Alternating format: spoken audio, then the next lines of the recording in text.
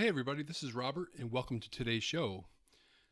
Now, unfortunately, everything in today's culture has been infiltrated by politics, and I mean everything, including infectious diseases.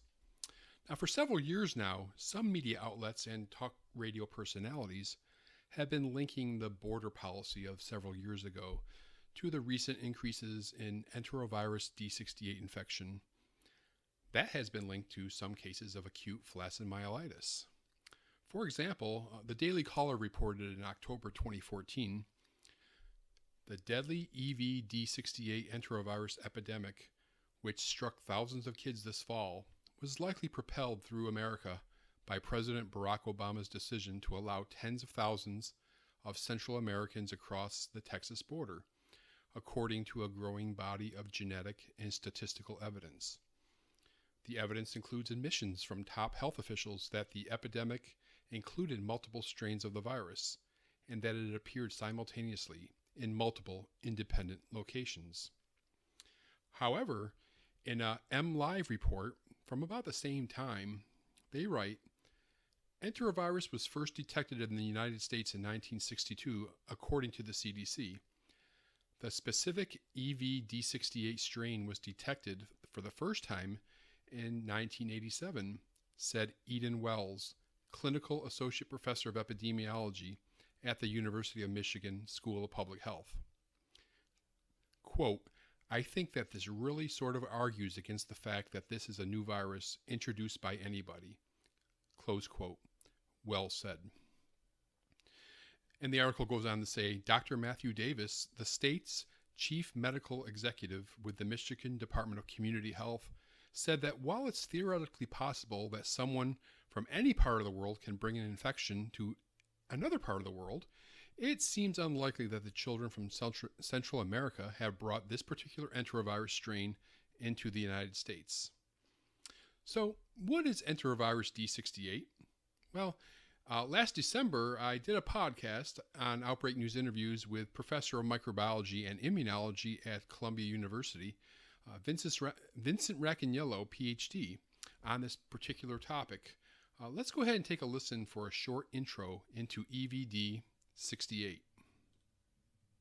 So who's most at risk for enterovirus D68 infection? The at-risk population is young kids, 6 years and younger. They have never seen the virus before. It seems to be cyclical. Every couple of years, the outbreaks. So you could go a couple of years of life and not encounter it, have no immunity. When you're older, I'm not likely to get it because I've probably been infected multiple times and I'm immune to it. So it's just young kids who are susceptible, mostly. Yeah. Well, this year the CDC has reported an increase in the condition called AFM, acute flaccid myelitis, and that's really defined as a sudden onset of paralysis or weakness in any part of the body in a child. So what do we know about Enterovirus D68, Dr. Racaniello, as the causative agent of AFM? So AFM is a condition that can be caused by many things, not just infectious agents. It can be caused by toxins, for example. It's been around for years, and there's always a low level of AFM in every state of the U.S. And in other countries, it can be huge. India has 40 to 50,000 cases of AFM a year, and most of them, they don't know what it causes. Now, what's unusual in the last 5 years or so, back in 2014, there was an outbreak of Enterovirus D68 in the United States, and it coincided with an increase in the number of cases of AFM, a spike, not the usual low level across the states, but there was a spike in cases of AFM, and that correlated with Enterovirus D68 outbreak, and a number of those kids who had D68 got paralysis. Next year, no spike in AFM, no spike in Enterovirus 68. 2016, again a spike in AFM correlating with EVD68 infections. And 2017, no spikes of either. And now this year, again we have a spike of AFM. And this year, EVD68 is one of the viruses that's being isolated from it. So the CDC will not say that EVD68 is causing the AFM, but it is associated with many of the cases. Yeah, that's kind of what I was leading up to, because it seems like a lot of the cases they report as being confirmed for AFM doesn't have an etiology. That's right. Yeah. I think only about 50% of them have a D68 isolation, and CDC. So the CDC says even the way they look for virus is to do a nasopharyngeal swab, right? They put a swab up your nose, they rub it around, and they look for virus by PCR. The CDC says we want to see the virus in the spinal cord, and it's very rare to see that in these cases. I think there have only been 1 or 2 cases of EVD68 infected kids with virus in the cerebral spinal fluid. Sure. I said spinal cord, I meant cerebral spinal fluid. Right. So CDC is very circumspect. And other viruses, other enteroviruses are being isolated from some of these kids, like Entero A71 and some others as well. So this year it's funny because, in the previous 2 outbreaks, it looked like most of the kids had EVD68, but now it's different. So it's not clear what's going on. A lot of interesting questions here. So what made me want to bring this topic up now was a recent segment on the Savage Nation with Michael Savage. It's an extremely popular talk radio program / podcast. And let's listen here to see what Dr. Savage had to say about this topic. You may not know this, but Barack Obama's desire to put America last has hit our most innocent first. Did you know that in Ohio, California, and Kansas, amongst other states, there have been upsurges in measles outbreaks? Yes, you heard me. Measles outbreaks, but worse than measles. Thousands of children in 10 states, Missouri, Kansas, Illinois, Kentucky, Iowa, Colorado, Ohio, Oklahoma, North Carolina, and Georgia, to name some, have become infected as a result of Barack Obama's flooding America with infected children from Central America with a rare respiratory virus not seen in these numbers since the 1960s that is called human enterovirus EVD68. Remember this code, EVD68. This virus, EVD68, is responsible for the paralysis that is occurring in many children in the United States of America who have had no immunity to this virus. The problem for America was that Obama flooded America with children primarily from Honduras, where this virus, EVD68, is endemic. In fact, there is an illness in Honduras called the Honduran flu that is caused by the virus EVD68.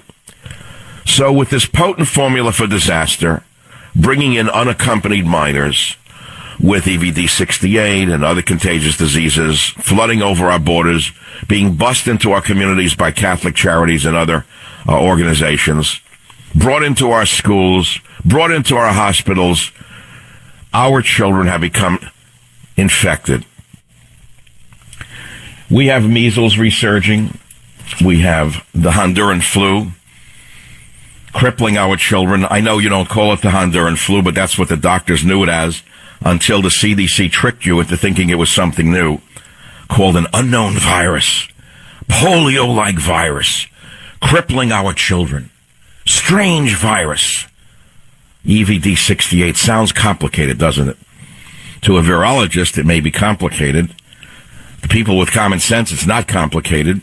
The invasion of Enterovirus EVD68, which is crippling our children, was long known as Honduran flu. And then something happened in 2014.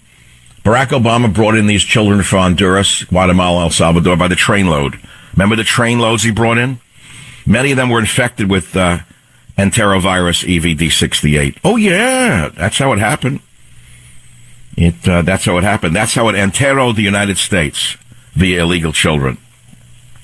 Then they put them in our schools, in our hospitals, and it became a winter of an illness for the medical immigration establishment.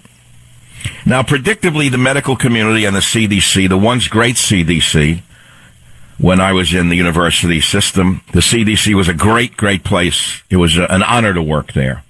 The best scientists wanted to work in the NIH and the CDC. Centers for Disease Control. Then the AIDS epidemic came along, and it got staffed with politicians with stethoscopes. One of them is still there, named Anthony Fauci. Still there. And he's among those who blame the spread of this rare virus, so-called, on allergies and the start of the school year. Anyone who suggests that the Honduran flu is behind the crippling, mysterious virus is a xenophobe and a moron. Oh, yeah. Anyone who says send the children, the unaccompanied minors, back home, why, he's a fascist, a racist, a Hitlerite. Instead, the CDC is recommend that you wash your hands. I swear, that's the entire sum of the science in our government today. Wash your hands and don't let anyone sneeze in your face. How's that for an advancement in science? Wash your hands and don't let anyone sneeze in your face. Well, the question is and was the Enterovirus D68 outbreak in the U.S. caused by an influx of immigrant children? Well, I reached out to senior scholar at the Johns Hopkins Center for Health Security, Amesh Adalja, MD, to get his expert opinion. Let's see what Dr. Adalja has to say. So, Dr. Adalja, are immigrant children spreading and bringing Enterovirus D68 into the United States, as Mr. Savage suggests? I mean, what do we actually know? We know that that's a completely false claim. There's no evidence that Enterovirus D68 is an imported disease or that immigrant children are bringing this infectious disease to the United States. In fact, Enterovirus D68 was first discovered in the 1960s in California.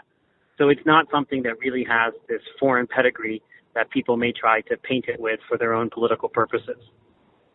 And when Savage talks about the Honduran flu, what exactly is he talking about? I have no idea what he's talking about. There's been no report of infectious diseases meeting that description in Honduras, and it's not something that's talked about by infectious disease physicians or public health professionals. It almost seems as if the claim is completely arbitrary. So when Savage and other select people in the media go on rants like this, what do you attribute that to? I mean, strictly politics? There's no scientific basis for the statements that were made by him, to the best of my knowledge. So whatever their motivation is, it's not telling scientific truth or public health or infectious disease management. Well, EVD68 has been circulating globally for many years. And in a 2014 paper in the Journal of General Virology, researchers then said, although there appears to be a global upsurge of EVD68 associated respiratory disease, we cannot ignore the possibility that this increase merely reflects improved case ascertainment. In previous studies of respiratory disease, EVD68 may have been misidentified as rhinovirus, which would lead to underestimation of its prevalence and importance. Okay, again, thanks for watching, and I'll see you next time. And don't forget to check us out at the website, OutbreakNewsToday.com, the podcast, Outbreak News Interviews, which can be found on the website, on Apple Podcasts, Stitcher Radio, and Spotify, and the Outbreak News This Week radio show, which is aired Sundays at 1 p.m. Eastern Time in the Tampa Bay area on AM 1380 The Biz, or online streaming at 1380thebiz.com. And check out our social media presence, Facebook at Infectious Disease News, and Twitter at BackDman63. Outbreak News TV is a production of The Global Dispatch. Copyright The Global Dispatch Incorporated, 2019.